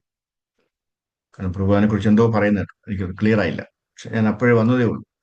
ഇപ്പൊ ഓൺ ചെയ്തേ ഉള്ളൂ. അപ്പൊ നമ്മൾ എല്ലാവരും തന്നെ ആ പ്രോസസ്സിലാണ് അല്ലേ? തീർച്ചയായിട്ടും അത് നമ്മുടെ പ്രയോറിറ്റിയിൽ വെക്കണം. അത് ചെയ്തില്ല എങ്കിൽ ഇതൊക്കെ ചെയ്യുന്നതൊക്കെ വെറുതെ സമയം കളയുകയാണ്. ഉം. അല്ലെ? വെറുതെ സമയം കളഞ്ഞിട്ട് വല്ല കാര്യമുണ്ടോ? നമുക്ക് ഇതെല്ലാം ചെയ്യാനുണ്ട്. അപ്പൊ അതിന്റെ പ്രോസസ്സിൽ എല്ലാവരും വരണം. ഒരു ഗുരുവിനെ സ്വീകരിക്കുക എന്ന് പറയുന്നത് മലയാളികൾക്ക് അഹങ്കാരം കൊണ്ട് തോന്നൽ എന്ത്, നമുക്കൊക്കെ അങ്ങനെ ഇത്രയും താമസിച്ച കാര്യം അതാണ്, ആ അഹങ്കാരത്തിലായിരുന്നു. എന്തിനാണ് എനിക്കും ഭഗവാനും ഇടയ്ക്ക് ഒരാൾ എന്തിനാ ഇടയ്ക്ക്? എനിക്ക് ഡയറക്റ്റ് ആയിട്ട് ഭഗവാനെ കാണാൻ പറ്റുമല്ലോ, എനിക്ക് ഭഗവാന്റെ അടുത്ത കാര്യങ്ങളൊക്കെ പറയാൻ പറ്റുമല്ലോ, അല്ലേ? ആര് പറഞ്ഞ് അങ്ങനെ ചെയ്യാൻ പറയാൻ പറ്റുമെന്ന് ഒക്കെ നമുക്ക് തോന്നുന്നു, അല്ലേ? പറയാനൊക്കെ പറ്റും, പക്ഷെ അദ്ദേഹം സ്വീകരിക്കണ്ടേ, ഭഗവാൻ സ്വീകരിക്കണ്ടേ, അല്ലേ? അതിന് ആ ഗുരുവിന്റെ അനുഗ്രഹ ആശിസുകൾ ഉണ്ടെങ്കിലേ നമുക്ക് അങ്ങനെ പറ്റത്തുള്ളൂ. മനസ്സിലായി? എല്ലാം ഗുരുവിലൂടെയാണ് നടക്കുന്നത്. ഗുരുവിന്റെ അനുഗ്രഹം വേണം തീർച്ചയായിട്ടും. എന്നാ പിന്നെ നമ്മൾ എന്തുകൊണ്ട് വീട്ടിലിരുന്ന് MBBS ബുക്കൊക്കെ വായിച്ചിട്ട് ഒരു ഡോക്ടർ ആയില്ല? ആ, അതിനെന്തിനാ MBBS കോളേജിൽ പോകുന്നത്? എന്തിനാ മെഡിക്കൽ കോളേജിൽ പോകുന്നത്? എന്തിനാ? പഠിക്കാനായിട്ട്. ആ, അപ്പൊ അത് വേണം അല്ലേ? അപ്പൊ ഭൗതികമായിട്ടുള്ളതിനൊക്കെ ഒരു ഗുരുക്കന്മാര് വേണം, കോളേജ് വേണം, അല്ലേ? ആത്മീയമായിട്ട് നമുക്ക് ഗുരു വേണ്ടേ? തീർച്ചയായിട്ടും വേണം. ആത്മീയതയാണെങ്കിലും ഭൗതികതയിലാണെങ്കിലും നമുക്ക് ഗുരു വേണം. ഗുരു ഉണ്ടെങ്കിലേ നമുക്ക് യഥാർത്ഥമായിട്ടുള്ള കാര്യങ്ങൾ പഠിക്കാൻ പറ്റുള്ളൂ. അല്ലെങ്കിൽ നമ്മുടെ ബുദ്ധി അനുസരിച്ച്, അല്ലെങ്കിൽ എന്താണ് ഈ ശുഷ്കിച്ച ബുദ്ധി അനുസരിച്ച് നമ്മൾ എന്തെങ്കിലുമൊക്കെ പഠിച്ചു വെക്കും, രോഗി ചികിത്സിക്കും, രോഗി മരിച്ചു പോകും, അല്ലെ? അതുപോലെ ആണ് ആധ്യാത്മിക ആധ്യാത്മികതയിലും നമുക്കൊരു ഗുരുവിനെ വേണം. അദ്ദേഹത്തിന്റെ ഇൻസ്ട്രക്ഷനിലൂടെ പോയാൽ മാത്രമേ നമുക്ക് ആരെ പ്രാപിക്കാൻ പറ്റുള്ളൂ? ഭഗവാൻ ധാമം, അല്ലെ? ഭഗവാനെ പ്രാപിക്കാൻ പറ്റുള്ളൂ. നമുക്ക് എല്ലാവർക്കും ഗോലോക വൃന്ദാവനത്തിലേക്ക് പോണ്ടേ, അല്ലെ? അതിന് നമുക്ക് തീർച്ചയായിട്ടും ഒരു ഗുരുവിനെ വേണം. ഗുരുവില്ലാത്തവരാർക്കും ഗോലോക വൃന്ദാവനത്തിലേക്ക് എത്താൻ പറ്റില്ല. അത് അടിവരയിട്ട് വെച്ചോളൂ. ഒന്നുകിൽ ഈ ജന്മത്തിൽ, അല്ലെങ്കിൽ അടുത്ത ജന്മത്തിൽ, അല്ലെങ്കിൽ അടുത്ത 100 ജന്മത്തോളം എടുത്തിട്ട് വേണം നമ്മൾ ഇപ്പോൾ ഒരു ഗുരുവിനെ സ്വീകരിക്കണമെന്ന് നമുക്ക് തോന്നും. അപ്പോഴേ പോകാൻ പറ്റുള്ളൂ, അല്ലേ? എത്രയൊക്കെ ഭക്തന്മാരായാലും നമുക്ക് ഒരുപാട് കഥകൾ നമ്മുടെ ഫ്രണ്ടിലുണ്ട്. ഭഗവാൻ തന്നെ പറഞ്ഞു തന്നിട്ടുണ്ട്, അല്ലേ? ഏഹ് ഭഗവാനുമായിട്ട് നേരിട്ടിരുന്ന് കാര്യങ്ങൾ പറയുന്നവർക്ക് പോലും ഗുരു ഇല്ലാത്തത് കൊണ്ട് അദ്ദേഹത്തിന് ധാമത്തിൽ പോകാൻ പറ്റിയിട്ടില്ല. അദ്ദേഹം ഓടിപ്പോയി ഗുരുവിനെ കണ്ടുപിടിച്ച്, അല്ലെ? ഗുരുവിനെ സ്വീകരിച്ചിട്ട് വന്നു. അപ്പോഴാണ് അദ്ദേഹം, ഭഗവാൻ പറഞ്ഞത്, ശരി, നിനക്കും പോവാം, നിന്നെ കൂടെ ഞാൻ കൊണ്ടുപോകാം. ഭഗവാനോട് ഡയറക്റ്റായിട്ട് സംസാരിക്കുന്ന ആളാണ്. അവരിങ്ങനെ മുഖത്തോട് മുഖം സംസാരിക്കുന്ന ആളാണ്. പക്ഷെ അദ്ദേഹത്തിന് ഗുരു ഇല്ലാത്തത് കൊണ്ട് എന്തു പറ്റി? ഭഗവാൻ പറഞ്ഞു, "ഉം, ഈ ജന്മത്തിൽ നീ എന്റെ അടുത്ത് വരത്തില്ല" എന്ന് പറഞ്ഞു. അതെന്താ കാര്യം? നീ ഗുരുവിനെ സ്വീകരിച്ചിട്ടില്ല, അതുകൊണ്ട് തന്നെ. ഭഗവാൻ അങ്ങനെ എത്രയോ കാര്യങ്ങൾ നമുക്ക് പറഞ്ഞു തന്നിട്ടുണ്ടെന്ന് അറിയാം. എല്ലാം പോട്ടെ, ഭഗവാൻ ശ്രീകൃഷ്ണൻ ഗുരുവിനെ സ്വീകരിച്ചിട്ടുണ്ടോ? സ്വീകരിച്ചിട്ടുണ്ട്. എന്തിനു വേണ്ടി? അദ്ദേഹത്തിനൊന്നും അറിഞ്ഞിടാത്തോണ്ട. അദ്ദേഹത്തിനെ ആരെങ്കിലും പഠിപ്പിക്കണം, അല്ലേ? ഈ ഗുരുവിനെ പോലെ പഠിപ്പിച്ച ആരാണ്? ഭഗവാൻ തന്നെയാണ്. അല്ലേ? ആ ജ്ഞാനം കൊടുത്തത് ഭഗവാൻ തന്നെയാണ്. ആ ഭഗവാൻ പോയി ആ ഗുരുവിന്റെ അടുത്ത് പോയി വളരെ ഹമ്പിൾ ആയിട്ട് ഇരുന്നിട്ട് കാര്യങ്ങളൊക്കെ കേട്ടു. പറഞ്ഞു തന്നാലും ഞാൻ കേൾക്കട്ടെ എന്ന് പറഞ്ഞിട്ട്. മനസ്സിലായി? അപ്പൊ അതെന്തിനാണ്? നമുക്ക് കാണിച്ചു തരാൻ വേണ്ടിയാണ്. നമ്മളത് പിന്തുടരാൻ വേണ്ടിയാണ്. അത് ഫോളോ ചെയ്യാൻ വേണ്ടിയാണ്, അല്ലെ? എന്നിട്ടും നമുക്ക് മനസ്സിലായില്ല. വേണ്ട, എനിക്ക് ഗുരു വേണ്ട എന്ന് പറഞ്ഞുകൊണ്ട് നിന്ന് കഴിഞ്ഞാൽ വേണ്ട, ശരി, നിങ്ങൾക്ക് ഇവിടെ കിടക്കാനാണ് വിധിച്ചിരിക്കുന്നത്, അല്ലെ? ഇനി കുറെ ജന്മങ്ങൾ ഇവിടെ കിടന്ന് കഷ്ടപ്പെട്ട് കഷ്ടപ്പെട്ട് കഷ്ടപ്പെട്ട്, ഇവിടെ സുഖം എന്ന് പറയുന്ന സംഭവം ഇല്ല, അല്ലെ? സുഖം ഒരിടത്ത് മാത്രമേ ഉള്ളൂ, ശാശ്വതമായിട്ടുള്ള സുഖം. എവിടെയാണ്? ഗോലോക വൃന്ദാവനത്തിൽ. അപ്പൊ അതെത്രയും പെട്ടെന്ന് പിടിച്ചു പറ്റാൻ വേണ്ടിയാണ്, അല്ലെ, നമ്മൾ ശ്രമിക്കേണ്ടത്. അപ്പോൾ ഭഗവാൻ കൃഷ്ണനിൽ നിന്ന് അടുത്ത വികാസം ബലദേവനാണ്. സ്വയം പ്രകാശൻ ബലദേവനിൽ നിന്ന് ചതുർവ്യൂഹമുണ്ട്. ശങ്കരൻ, അനിരുദ്ധൻ, പ്രത്യുമ്നൻ, അങ്ങനെ വീണ്ടും ശങ്കരനിൽ നിന്ന് നാരായണനുമുണ്ട്. നാരായണനിൽ നിന്ന് മറ്റൊരു വികാസവുമുണ്ട്. അത് തന്നെ ശങ്കരൻ, പ്രത്യുമ്നൻ, അനിരുദ്ധൻ. ആ ശങ്കരനിൽ നിന്ന് പുരുഷാവതാരം മഹാവിഷ്ണു. മഹാവിഷ്ണുവിൽ നിന്ന് ഗർഭോദകശായി വിഷ്ണു, അല്ലെ? ഗർഭോദകശായി വിഷ്ണുവിൽ നിന്ന് ക്ഷീരോദശായി വിഷ്ണു ഉണ്ട്. ക്ഷീരോദശായി വിഷ്ണു എല്ലാവരുടെയും ഹൃദയത്തിൽ സ്ഥിതി ചെയ്യുന്നു. ഈശ്വര സർവഭൂതാനാം ഹൃദ്ദേശേ അർജുന തിഷ്ഠതി, അല്ലെ? ഇതിനടുത്ത കാലത്ത് ഒരാളോട് ഞാൻ പറഞ്ഞു, ഭഗവാൻ ആണ്. ഇപ്പൊ ഒരാൾ ചോദിച്ചത്, വിഷ്ണു അല്ലേ ഏറ്റവും വലിയ ആള്, അല്ലെ? വിഷ്ണുവിൽ നിന്ന് എല്ലാവരും വന്നതെന്ന് ചോദിച്ചു. അല്ലേ? ഞാൻ പറഞ്ഞു, താങ്കൾ ഏത് വിഷ്ണുവിനെ കുറിച്ചിട്ടാണ് പറയുന്നത്? ഏത് വിഷ്ണു? അതെന്തോന്നു? ഒരു വിഷ്ണു അല്ല, വേറെ വിഷ്ണുക്കളുണ്ടോ? അപ്പൊ ഞാൻ പറഞ്ഞു, ഇങ്ങനെ ഗർഭോദകശായ വിഷ്ണു ഉണ്ട്, അല്ലെ? ക്ഷീരോദാശായ വിഷ്ണു ഉണ്ട് എന്നൊക്കെ പറഞ്ഞപ്പോ, അതെന്തോന്നു? അങ്ങനെയൊക്കെ ആൾക്കാരുണ്ട്, അങ്ങനെയൊക്കെ വിഷ്ണു ഉണ്ടോ എന്നാണ്. അത്രയ്ക്കുള്ള ജ്ഞാനമേ നമ്മുടെ മലയാളികൾക്കുള്ളൂ. സോറി, അല്ലേ? ഇതൊക്കെ ആദ്യമായിട്ട് പോലും കേട്ടിട്ടില്ല, അല്ലേ? കേട്ടിട്ടേ ഇല്ല അവർ. ഒരു വിഷ്ണു മാത്രമേ കേട്ടുള്ളൂ. വിഷ്ണു എന്താണ്? വിഷ്ണു ബ്രഹ്മ, വിഷ്ണു മഹേശ്വരൻ. ഈ ഒരു മൂന്നൂര് മാത്രമേ കേട്ടിട്ടുള്ളൂ അല്ലേ? അതില് വിഷ്ണുവാണ് എല്ലാം എന്ന് പറഞ്ഞിരിക്കുക അല്ലേ? കൃഷ്ണനാണെന്ന് പറഞ്ഞാൽ അവർ സമ്മതിക്കത്തില്ല. ഞാൻ പിന്നെ കഥകളൊക്കെ പറഞ്ഞ അവസാനം ഇപ്പൊ അദ്ദേഹം അമ്പലത്തിൽ വന്നു തുടങ്ങി അല്ലേ? ഈ വിധത്തിൽ കൃഷ്ണൻ പല വിധത്തിൽ വികസിക്കുന്നു. വ്യക്തിപരമായ വികാസം, ഊർജത്തിന്റെ വികാസം അല്ലെ? ഭഗവാന്റെ വ്യത്യസ്ത ആ, ആ, ഭാഗങ്ങളുടെയും ഘടകങ്ങളുടെയും വികാസം എന്നിവയാൽ നമ്മളെ പോലെ തന്നെ നമ്മൾ ജീവാത്മാക്കൾ വിഭിന്നാംശങ്ങൾ, നമ്മളെ കൃഷ്ണന്റെ വികാസങ്ങളും കൂടിയ അങ്ങനെ അവർ സ്വയം പല വിധത്തിൽ വികസിച്ചുകൊണ്ടിരിക്കുന്നു. സ്വാംശ വിഭിന്നാംശ ശക്തി, തടസ്ഥ ശക്തി അല്ലെ? നമ്മളെല്ലാവരും ആരുടെ ഏത് ശക്തിയിലാണ് വരുന്നത്? തടസ്ഥ ശക്തിയിലാണ് വരുന്നത്. ചിത് ശക്തിയുണ്ട്, അന്തരംഗ ശക്തിയുണ്ട്, ബഹിരംഗ ശക്തിയുണ്ട്. അതിനാൽ നാം കൃഷ്ണനെ ആ രീതിയിൽ മനസ്സിലാക്കണം. ഈ സാഹിത്യങ്ങളെല്ലാം സൂക്ഷ്മമായി പഠിച്ചാൽ ഭഗവാൻ കൃഷ്ണൻ പരമപുരുഷനാണെന്ന് നമുക്ക് നിഗമനത്തിലെത്താം. ദൈവത്തിന്റെ ഒരു നാമമുണ്ടെങ്കിൽ അത് ഭഗവാൻ കൃഷ്ണൻ എന്ന വാക്കിൽ പൂർണ്ണമായും നൽകിയിരിക്കുന്നു അല്ലെ? കൃഷ്ണൻ എന്ന് പറഞ്ഞാൽ എന്താണ്? കൃഷ്ണ, കൃഷ്ണ, സർവ ആകർഷണീയൻ, സർവരെയും ആകർഷിക്കുന്നവൻ, സർവ്വതിനെയും ആകർഷിക്കുന്നവൻ അല്ലെ? കണ്ണെടുക്കാൻ തോന്നത്തില്ല, കണ്ണടയ്ക്കാൻ തോന്നത്തില്ല, ഇങ്ങനെ നോക്കി നിൽക്കാൻ തോന്നും. അതാണ് ആ പവർ എന്ന് പറയുന്നത്, വൈബ്രേഷൻ അല്ലെ? ഭഗവാൻ കൃഷ്ണൻ ആചാര്യന്മാരെ നൽകിയ നിരവധി ങ്ങളുണ്ട്. എന്നാൽ മൊത്തത്തിൽ ഭഗവാൻ എന്താണ്? ദൈവത്തിന്റെ യഥാർത്ഥ നാമമാണ് അല്ലെ? എന്താണ്? കൃഷ്ണ. ഒരു സാധാരണ മനുഷ്യന് കൃഷ്ണനെ എങ്ങനെ മനസ്സിലാക്കാൻ കഴിയും? ഭഗവാൻ സർവ്വവ്യാപിയാണ്, ഭഗവാൻ എല്ലായിടത്തുമുണ്ട്. ഇനി ഭഗവാൻ സർവ്വവ്യാപിയാണെന്ന് എങ്ങനെ മനസ്സിലാക്കാം? ആ നിർദ്ദേശം ഭഗവാൻ തന്നെ നൽകി. ഇതാണ് അല്ലെ? ഭഗവാൻ എന്താ പറഞ്ഞേ? രശോഹം അപ്സു കൗന്ദേയ പ്രഭാസ്തി ശശി സൂര്യോയോ പ്രണവ സർവവേദേഷു ശബ്ദകേ പുരുഷം സൃഷു നൃഷു അല്ലെ? ഏഴാമത്തെ അധ്യായത്തിൽ തന്നെ പറയുന്നുണ്ട്. നമ്മുടെ ദൈനംദിന അനുഭവത്തിലൂടെ ഭഗവാനെ മനസ്സിലാക്കാൻ ശ്രമിക്കുക അല്ലെ? ഇപ്പൊ ഒരു ആചാര്യനോട് ചോദിച്ചതാണ്, അങ്ങ് ഭഗവാനെ കൃഷ്ണനെ കണ്ടിട്ടുണ്ട് അല്ലെ? ഞാൻ കണ്ടിട്ടില്ല. അപ്പോ അങ്ങ് കണ്ടിട്ടുണ്ടോ? അപ്പൊ അദ്ദേഹം പറഞ്ഞു, കണ്ടിട്ടുണ്ട്, തീർച്ചയായിട്ടും ഞാൻ കണ്ടിട്ടുണ്ടെന്ന്. എങ്ങനെ എന്ന് പറഞ്ഞുതരാമോ ചോദിച്ചു. അപ്പൊ അദ്ദേഹം പറഞ്ഞു, നീ വെള്ളം കുടിച്ചിട്ടുണ്ടോ? വെള്ളം കുടിക്കും അല്ലെ? അപ്പൊ ദാഹം ശമിച്ചോ? ശമിച്ചു. ആ വെള്ളത്തിന് രുചി ഉണ്ടായിരുന്നോ? രുചി ഉണ്ടായിരുന്നു അല്ലെ? അത് കയ്പൊന്നുമല്ലല്ലോ, രുചിയല്ലായിരുന്നോ? രുചിയായിരുന്നു. ആ രുചിയാണ് ഭഗവാൻ. അപ്പൊ നിനക്കത് അനുഭവപ്പെട്ടില്ലേ ഭഗവാൻ ഉണ്ടെന്ന്? കണ്ടോ, ഞാൻ കുടിച്ചിറക്കിയപ്പോൾ നല്ല രുചി വന്നപ്പോ ആ രുചി എന്താണ്? ഭഗവാനാണ് എന്ന് ആചാര്യൻ പറഞ്ഞു അല്ലെ? അല്ലെ? അപ്പൊ ആ രുചി ഞാൻ തന്നെയാണെന്ന് ആര് പറയുന്നുണ്ട്? ഭഗവാൻ പറയുന്നുണ്ട്. അതാണ് ഇവിടെ പറഞ്ഞത്. അപ്പോൾ വെള്ളം കുടിച്ചാലുടൻ നമുക്ക് ദിവസവും ഭഗവാൻ കൃഷ്ണനെ മനസ്സിലാക്കാൻ കഴിയും. ദൈവമില്ലെന്ന ഒരാൾ എന്തിനാണ് പറയുന്നത്? ദൈവം നൽകിയ അല്ലെ കുറിപ്പടി പ്രകാരം നമ്മൾ ദൈവത്തെ അഭിനന്ദിക്കാൻ ശ്രമിക്കുക, ഗ്ലോറിഫൈ ചെയ്യാൻ ശ്രമിക്കുക. അപ്പോൾ നമുക്ക് മനസ്സിലാകും അല്ലെ? നന്ദി പറയണം, നന്ദി അല്ലെ? ചിലർ പറയില്ല നന്ദി വേണം, നന്ദി വേണം എന്ന് പറയും. എന്തിനാണ്? ഭഗവാനോടാണ് നമുക്ക് നന്ദി വേണ്ടത് അല്ലെ? രാവിലെ തൊട്ട് വലിച്ചു കയറ്റിക്കൊണ്ടിരിക്കണം ഓക്സിജൻ അല്ലെ? 5 പൈസ ടാക്സ് കൊടുക്കുന്നില്ല. ആ ഒരല്പമെങ്കിലും നന്ദി വേണ്ടേ? ഭഗവാൻ എനിക്ക് ഇത്രയും ശ്വാസം തന്നല്ലോ അല്ലേ? വളരെ നന്ദിയുണ്ട് എന്ന് പറയണം. പറയാൻ പഠിക്കണം നമ്മൾ. അവന്റെ മനസ്സുണ്ടാവണം അല്ലെ? ഒരു ഡോക്ടർ നമുക്ക് മരുന്ന് നൽകുന്നത് പോലെ അല്ലെ? അദ്ദേഹം നമുക്ക് നിർദ്ദേശം നൽകും, നീ ഈ മരുന്ന് കുടിക്കണം അല്ലെ? എങ്ങനെ? 2 തുള്ളിയിൽ വെള്ളം ഒഴിച്ച് കുടിക്കണം എന്നൊക്കെ പറയില്ല, അല്ലെങ്കിൽ 5 എന്ന് അദ്ദേഹം നിർദ്ദേശിക്കുന്നു. പിന്നീട് ക്രമേണ ആ മരുന്ന് കഴിക്കുന്നതിലൂടെ നമുക്ക് സുഖം പ്രാപിക്കുന്നുവെന്നും നമ്മൾ ആരോഗ്യവാനാകുമെന്നും നമുക്ക് മനസ്സിലാക്കാം. അതുപോലെ ഭഗവാൻ നൽകുന്ന ഈ കുറിപ്പടികൾ ഇത് യഥാർത്ഥത്തിൽ ധ്യാനമാണ്. വെള്ളത്തിന്റെ രുചിയെക്കുറിച്ച് ധ്യാനിക്കുമ്പോൾ അതിനർത്ഥം നമ്മൾ കൃഷ്ണനെ ധ്യാനിക്കുകയാണ്. നമ്മൾ എവിടെ നോക്കിയാലും എന്ത് നോക്കിയാലും ആരെ കണ്ടാലും അവിടെയൊക്കെ നമുക്ക് ഭഗവാനെ കാണാൻ പറ്റും അല്ലെ? കാര്യം എന്താണ്? അതിന്റെയൊക്കെ ഉള്ളിൽ ആരായിരിക്കുക? ഭഗവാനാണ് ഇരിക്കുക. അതുകൊണ്ടാണ് അത് ചലിക്കുന്നത്, അതുകൊണ്ടാണ് അതിന് ജീവനുള്ളത് അല്ലെ? ഇപ്പൊ എല്ലാം തന്നെ ഭഗവാന്റെ ഒരു അംശമാണ്. ഈ ഭൂലോകത്തിൽ, ഈ ഭൂഖണ്ഡത്തില്, അല്ലെ, ഈ ലോകത്തില് എന്താണ്?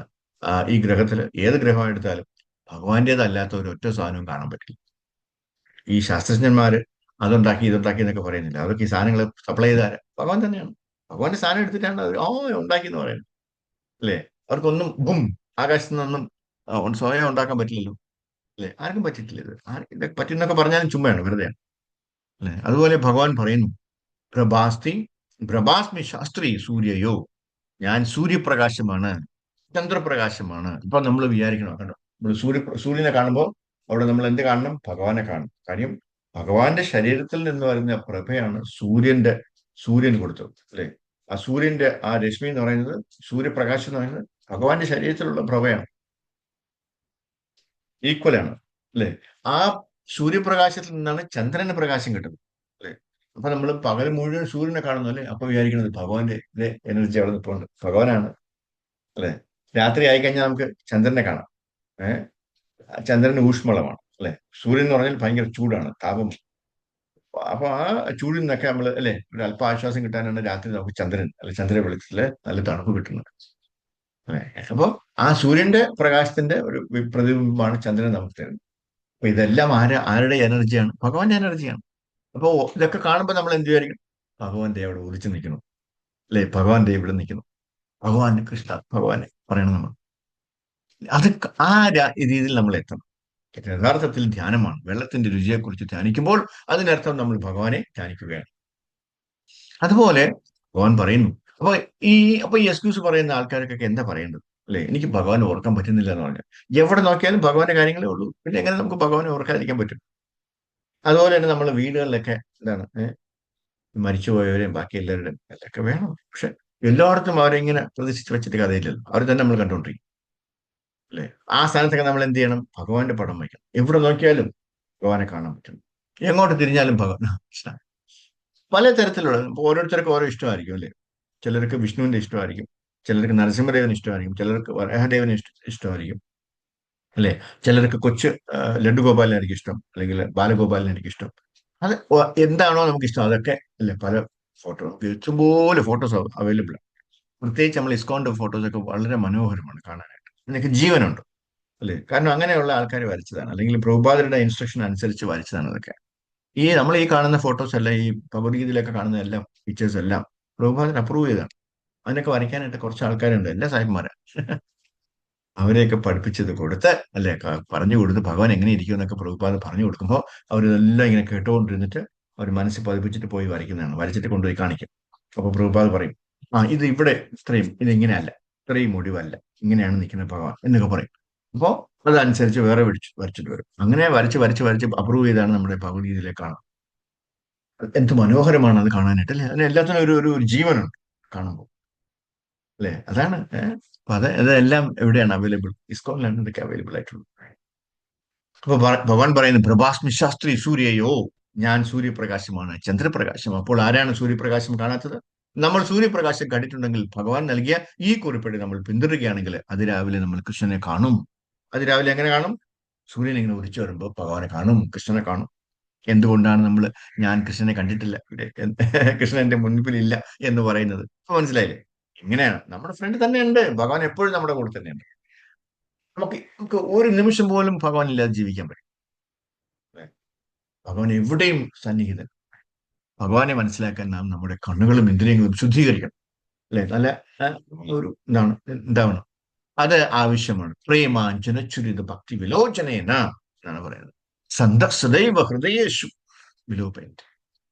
നമുക്ക് പ്രിയപ്പെട്ട സുഹൃത്തുണ്ടെന്ന് കരുതുക അല്ലെ? അപ്പോ നമ്മളിപ്പോ നമ്മുടെ ഏറ്റവും പ്രിയപ്പെട്ട ഒരു സുഹൃത്തിനെ നമ്മൾ ഫോൺ ചെയ്യാം.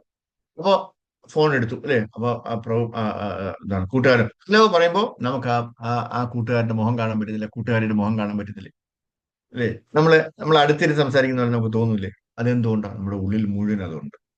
അത്രയും ആഴ്ന്ന് നമ്മുടെ ഹൃദയത്തിനകത്തുണ്ട് അത്. അതുകൊണ്ടാണ് നമുക്ക് എന്താണ് ആ മുഖം നമുക്ക് ആ, കാണാൻ പറ്റുന്നത്. അതുപോലെ ആയിരിക്കണം അല്ലേ?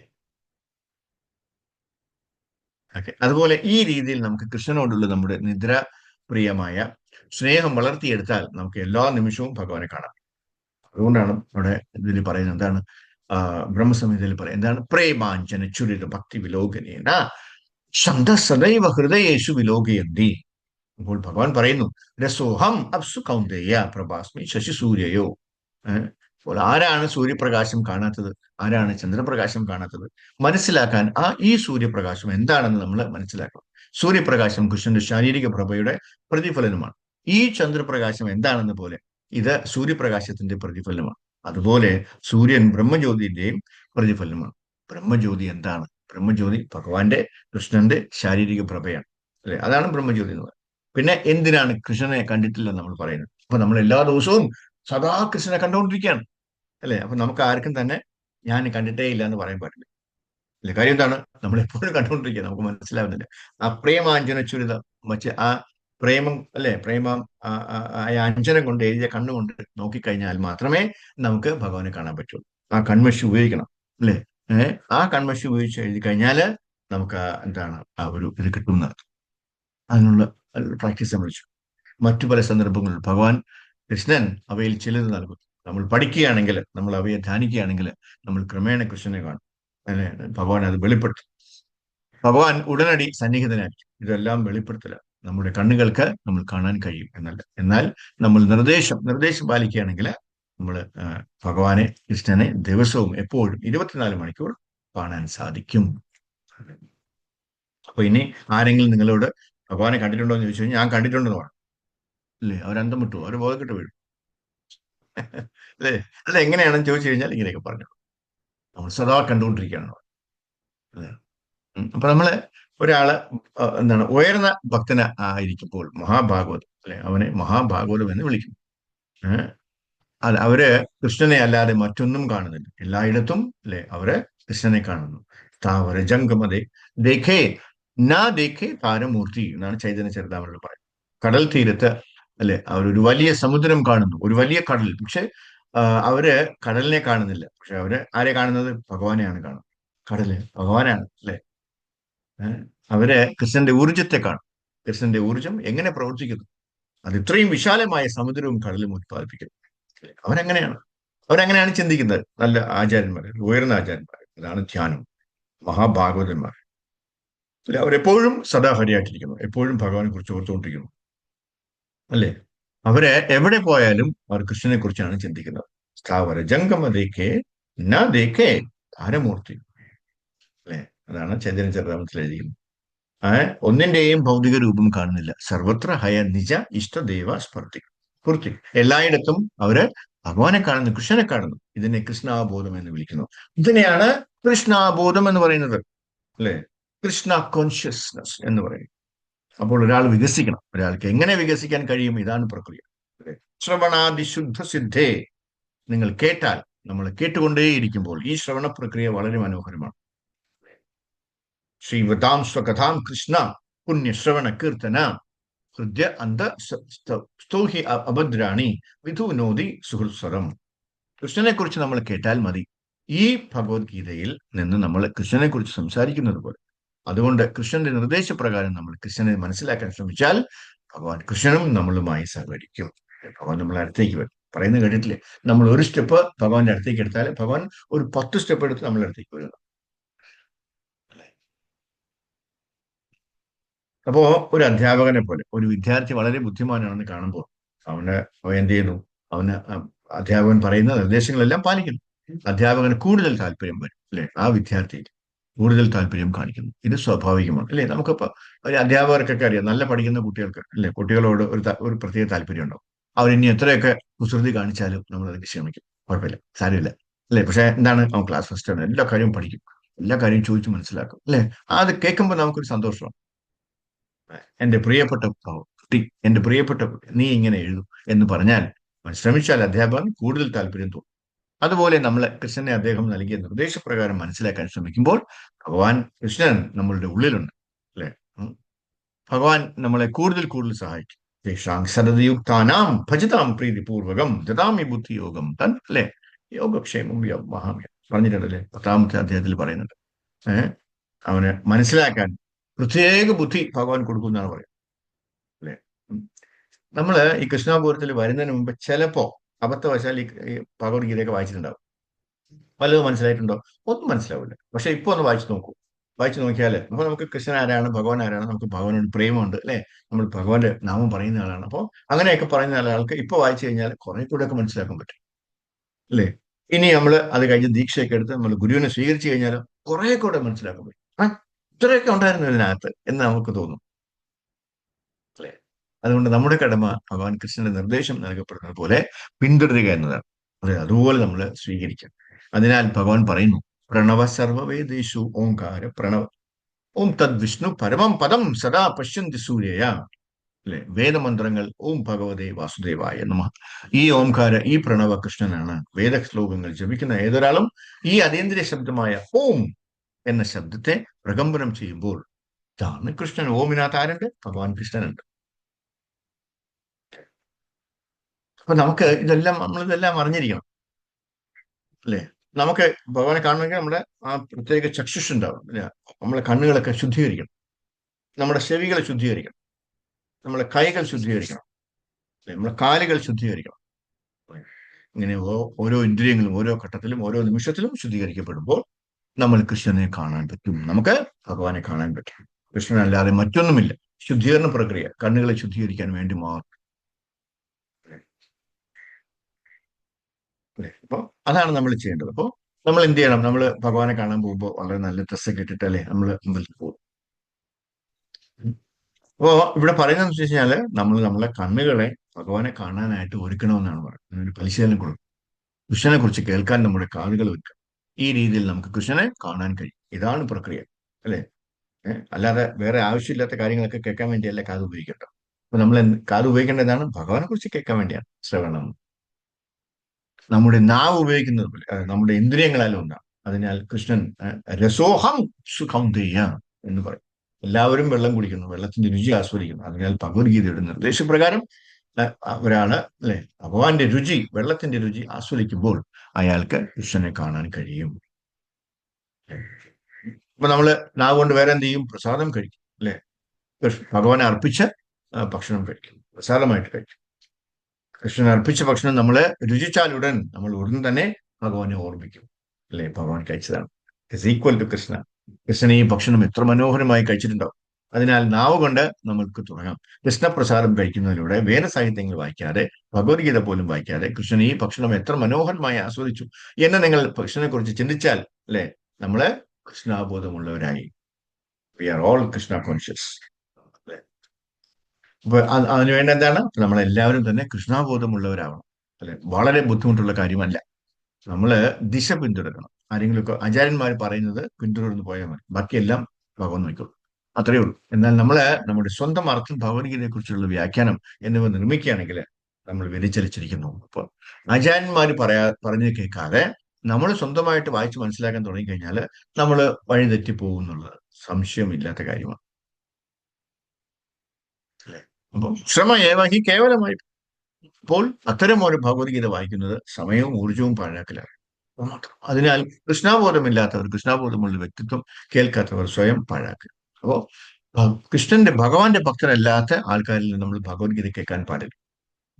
അതുകൊണ്ടാണ് പറയുന്നത് നമ്മൾ എന്ത് ചെയ്യണം? എപ്പോഴും നമ്മൾ ഇസ്കോൺ ഡിവോട്ടിയിൽ നിന്ന് വേണം കേൾക്കാനായി. ഇസ്കോൺ ഡിവോട്ടിയുടെ പ്രത്യേകത എന്ന് പറഞ്ഞു കഴിഞ്ഞാൽ അവർ പ്രഭുപാദ് പറഞ്ഞതേ പറയത്തുള്ളൂ, വേറൊന്നും പറയത്തില്ല. പ്രഭുപാദിലാണെങ്കിലോ അദ്ദേഹത്തിന്റെ ഗുരു പറഞ്ഞതേ പറയത്തുള്ളൂ. അദ്ദേഹമാണെങ്കിലോ അദ്ദേഹത്തിന്റെ ഗുരു പറഞ്ഞതേ പറയത്തുള്ളൂ, അല്ലേ? അപ്പൊ ആ പരമ്പരയിൽ വരുന്ന ഒരു ഒരു ഒരു ഒരു ഒരു ഒരു ഡിവോട്ടി, ഒരു ആചാര്യൻ ഒരിക്കലും വഴിതെറ്റിക്കത്തില്ല, അല്ലേ? അത് നമുക്ക് ഇതാണ് പൂർണ്ണ വിശ്വാസത്തോടെ നമുക്ക് പിന്തുടരാൻ, അല്ലേ? ഓക്കെ, ഇത്രയും പറഞ്ഞുകൊണ്ട് ഞാൻ ഇവിടെ നിർത്തുകയാണ്. ഹരേ കൃഷ്ണ.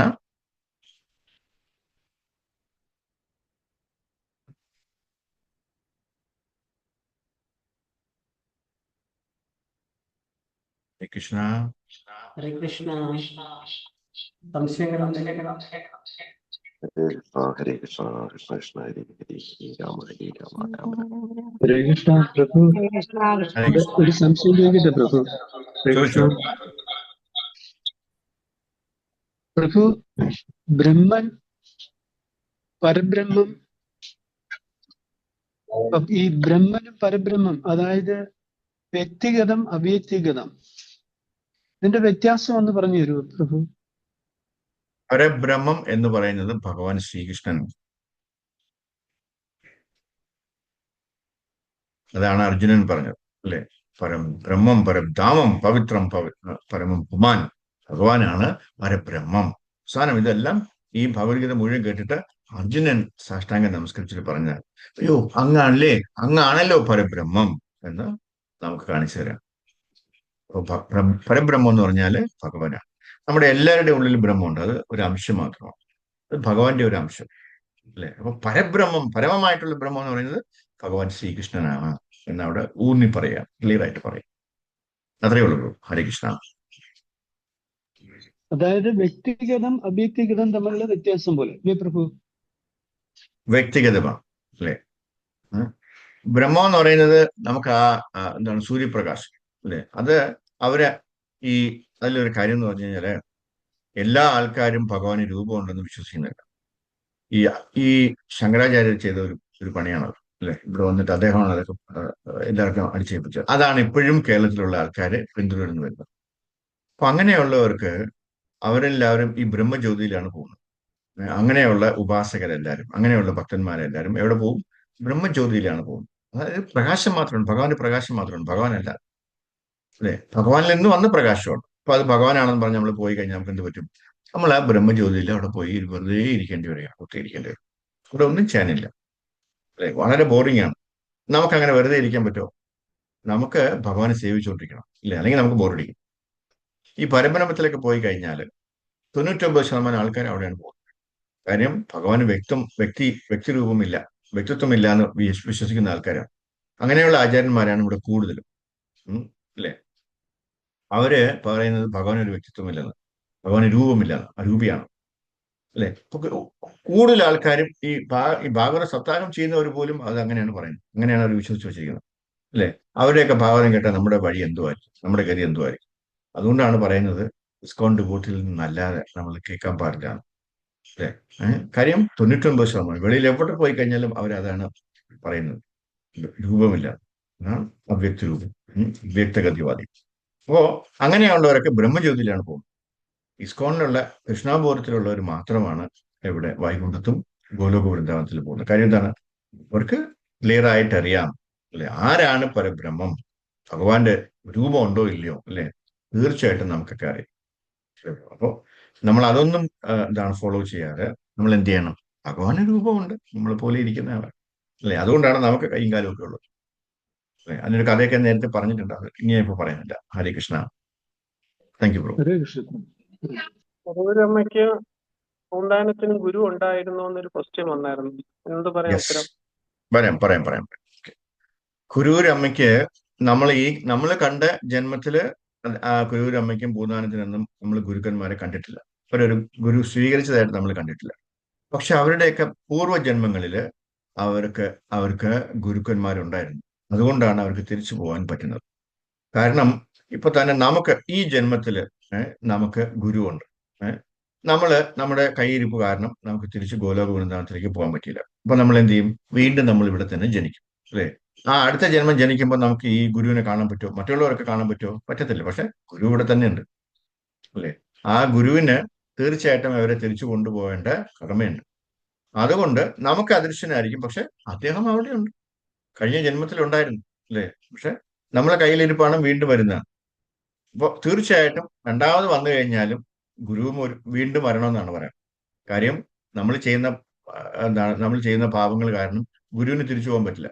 ഗുരു ആരെയൊക്കെ സ്വീകരിച്ചിട്ടുണ്ടോ അവരെയൊക്കെ തിരിച്ച് ഗോലോക വൃന്ദാവനത്തിൽ എത്തിച്ചിട്ടേ ഗുരുവിന് പോകാൻ പറ്റുള്ളൂ. അപ്പോൾ ഏതൊക്കെയോ ജന്മത്തില് പൂന്താനമാണെങ്കിലും കുരൂരമ്മയാണെങ്കിലും അവരെല്ലാവരും ഗുരുവിനെ സ്വീകരിച്ച ആൾക്കാരാണ്. അതുകൊണ്ടാണ് അവർക്ക് തിരിച്ചു പോകാൻ പറ്റുന്നത്.